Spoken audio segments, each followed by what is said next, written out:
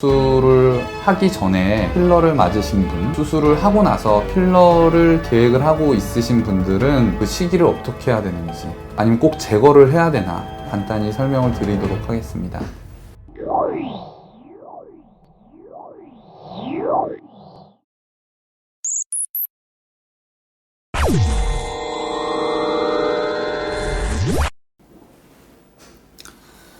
안녕하세요. 나오미 구강감며외과의 서백권 원장입니다.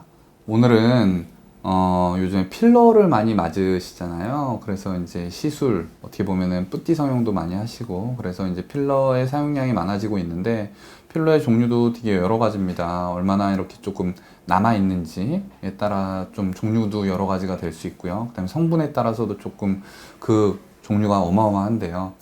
그러면은 과연 양악 수술을 하기 전에 필러를 맞으신 분, 혹은 양악 수술을 하고 나서 필러를 계획을 하고 있으신 분들은 과연 그 시기를 어떻게 해야 되는지, 아니면은 좀 어느 때 맞고, 아니면 꼭 제거를 해야 되나, 그런 것들에 대해서 오늘 한번 간단히 설명을 드리도록 하겠습니다. 자, 우선 수술 전에 필러를, 특히 턱끝 필러를 맞으신 분이 있다면은 양악 수술을 하기 전에 이 필러를 제거해야 되나요? 라고 물어보시면 저는 웬만하면 제거하고 오시라고 합니다. 첫 번째는 필러가 아무리 오래됐다고 해서 녹는 필러라고 하지만은 그 형상은 어느 정도는 좀 남아있는 경우들이 대부분입니다. 하지만 특히 비대칭 환자에서, 제가 만약에 턱이 왼쪽으로 비대칭이 있었을 때 그 전에 필러를 맞으신 분들은 열이면 열, 100명이면 100명 다 이 비대칭을 가리기 위해서 우측에다가 필러를 더 많이 놓는 경우들이 대부분입니다. 그러면은 제가 양악 수술로서 뼈를 이쪽으로 정상으로 돌리려고 하는데 이 필러가 우측에 많이 들어가 있으면은 수술하고 나서 턱이 우측으로 가 있는 형태를 띌 수 있습니다. 그렇기 때문에 이런 비대칭이 있는 환자에서 턱끝에 필러를 비대칭 있는 환자에서 양악 수술을 계획하고 있는데 필러를 미리 맞으셨다면은 그거는 반드시 제거를 하고 오는 게 최적의 결과를 나오게 하는 데 있어서 가장 중요합니다. 아니, 그러면은 원장님, 필러는 언제 제거하는 게 좋나요? 라고 이제 말씀을 많이 하시는데, 제거는 빠르면 빠를수록 좋습니다.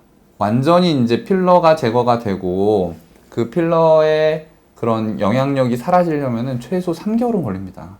근데 이제 만약에 그런 기간이 부족하시다 그러면 최대한 빨리 제거를 하시고, 그 다음에 수술 후에 약간의 반대편으로 가 있는 이 턱이 뼈가 이제 중앙으로 위치해 있는 그 상태로 이제 회복이 되게 되죠.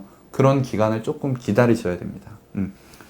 그렇기 때문에 이제 비대칭이 있는 양악 수술을 받으시려고 하는 환자에서 수술 전에 필러를 맞았다면 그 필러는 반드시 제거하시는 게 좋습니다.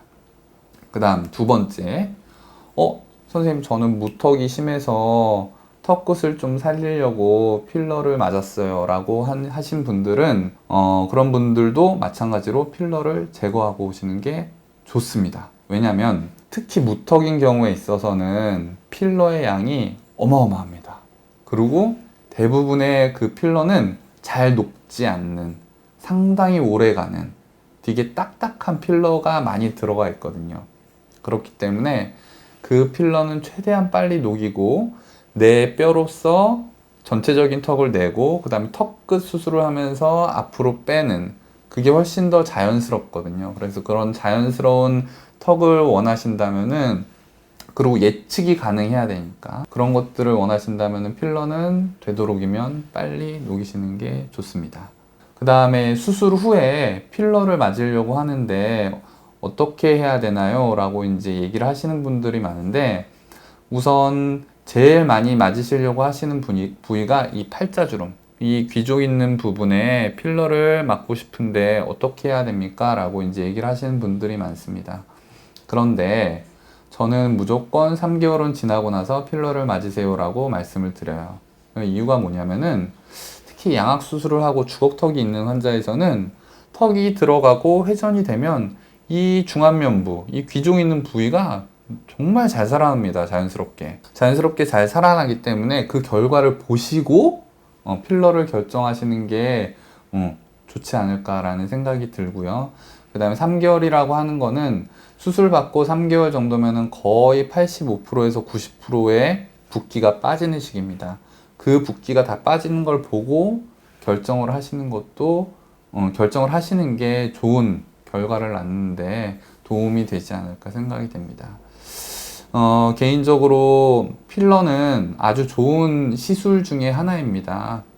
그리고 몸에 무해하고 형태를 자유자재로 만들 수 있고, 그렇지만 이 필러가 과하게 되면은 정말 얼굴이 인위적이 되고 약간의 너무나 성형한 얼굴에 티가 나게 돼 있거든요. 그래서 저는 항상 환자들한테 강조하는 게, 필러는 상당히 좋은 시술 중에 하나지만 적은 양으로, 가장 소량의 양으로 큰 효과를 낼 수 있는 게 필러입니다. 그래서 많이 맞는 게 아니라 가장 조금, 가장 적정량만 쓰면서 효과를 극대화할 수 있는 거거든요.